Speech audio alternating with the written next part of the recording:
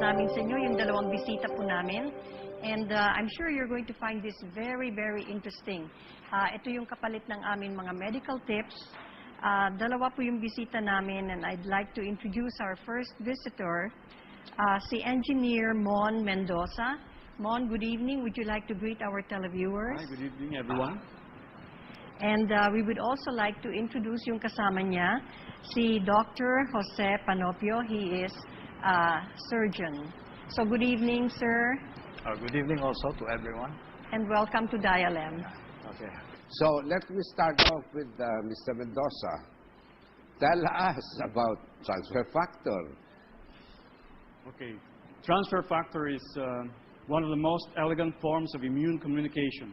Transfer factor is one of the most important ingredient na available dun sa loob ng colostrum. Colostrum ay ang unang gatas ni Mami. Ngayon, ito ang dahilan kung bakit merong immunity na nalilipat. No? Okay, ito pong information molecule enables the immune system of the body to recognize viruses, bacteria, pathogens, and tumor cells in the body. Once fully understood and put to practical application, transfer factor will revolutionize current medical treatments of various diseases. And the advent of transfer factor will mark the beginning of a new approach in the treatment of diseases, which is immunotherapy. Phenomenal ability ng transfer factor lies on its ability, yung kanyang kakayahan i-activate ang cell-mediated immune system.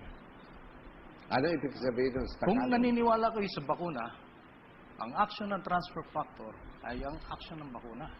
Kaya nga lang, ang bakuna, it needs to complete. Kailangan niya ikumpleto ang immune process, which involves several stages. So ibig sabihin, matagal bago niya ma-develop yung cell-mediated immune response. Pero ang transfer factor, it will take you a matter of less than 12 hours to induce yung same na immune response that vaccines are capable of. So pag na-activate mo yung cell-mediated immune system, papalabasin mo yung cells na wala dun sa humoral immunity. Ito yung unang na-activate once na microbiome pumasok sa katawan. Doctor, can you give us a specific example ng isang pasyente na binigyan ninyo nito, kung anong karamdaman niya, at saka kung anong nangyari sa kanya? At kung anong sakit ng pasyente. Yeah, kung anong sakit. Cancer patients. Yung pancreatic CA, head of the pancreas, saka tonsillopharyngeal CA, plus brain tumor. In matter of 1 month of treatment, they had maganda yung recovery kagad. Matanong ko lang, hindi masama sa katawan nito? Hindi. How safe? Ano ba ang laman nito? Substance. Mr. Mendoza, anong laman nito? What is inside that capsule? No chemicals, no? Wala po. Wala. Ang laman nun, yung immune machinery. Tingnan mo sa bakuna. Sa bakuna, it involves several stages. Kakainin muna ng microbe, yung phagocyte, yung microbe, tapos yung microbe, i-degrade yun into fragments. Papaliitin siya into fragments. Tapos yung fragments na yun, ipapasok siya doon sa MCH2, class 2, major histocompatibility complex molecule. Walang term tayo doon sa Tagalog. Pagka naipasok na yun doon, ipaprocess na yung antigen. Mapaprocess na, ma-integrate yung antigen. The MCH2 molecule is a heterodimer. Ibig sabihin, meron siyang dalawang distinct peptide molecules. Pagka sinabi mo two distinct, it is capable of inducing polarization. So it is capable of binding antigen. Tapos once it binds with the TCR, ito yung T lymphocyte. This is the making of the immune machinery. Ito yung nandun sa transfer factor. Bakit siya, it is capable, bakit meron siyang yung immune cells natin nagkakaroon ng immunologic memory. And at the same time, a sensor, yun ang sensor mechanism. Plus the trigger mechanism, which is capable of activating the TCR. Pag na-activate mo yung TCR, it will produce yung several phosphorylation reactions which will produce yung interleukin-2. Yung interleukin-2 will eventually activate the cell, trigger the cell-mediated immune response. Now, Once you activate the cell-mediated immune response, that's the only time you will napapalabasin mo yung cells na wala dun sa immune system natin. Ito yung TC, the killer T cells, which are the ultimate killing machine of the immune system. okay. And meron pa, the TH1 cell. Itong TH1 cell will activate yung macrophages and the natural killer cells, making them potent killers.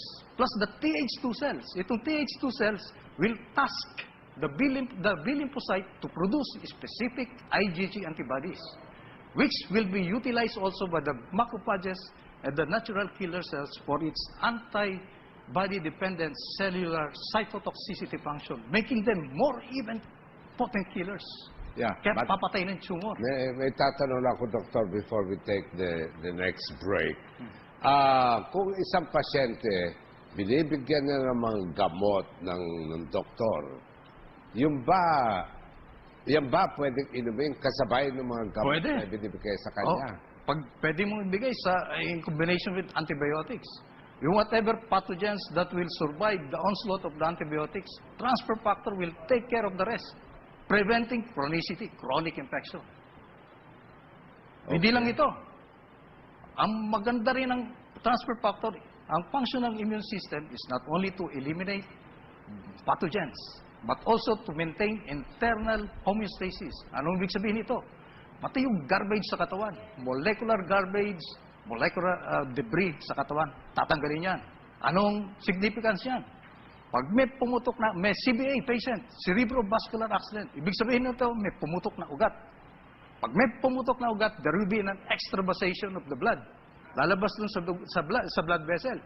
Pag lumabas yon, kung masikip yung lugar, no two things can occupy space at the same time. Kung it happens to brain, it will have to press on the brain tissue and the nerve fibers, so producing the neurological deficits, kaya may paralysis. Once you take transfer factor, it will activate. A T-cell activated macrophage with microglial cells, which are the macrophages of the brain, will clear. Tatanggalin yung garbage. So once na tinanggal mo yung garbage, yung dugong pumasok doon, which serves as a tumor, para siyang tumor na pinepress yung nerve. Tatanggalin yun. Once natanggal yun, you will have instant recovery. Kaya yung patient kung merong na-stroke, matter of ilang weeks lang, naglalakad na. Meron akong itatanong kay Mr. Mendoza. Yes. How true is it na may binigyan kayo na may dengue na nawala in 2 days ng dengue? Ako, meron ako. May Yeah? patient ako. Oh. Ito, 7 years old, tapos Jehovah Witness eh.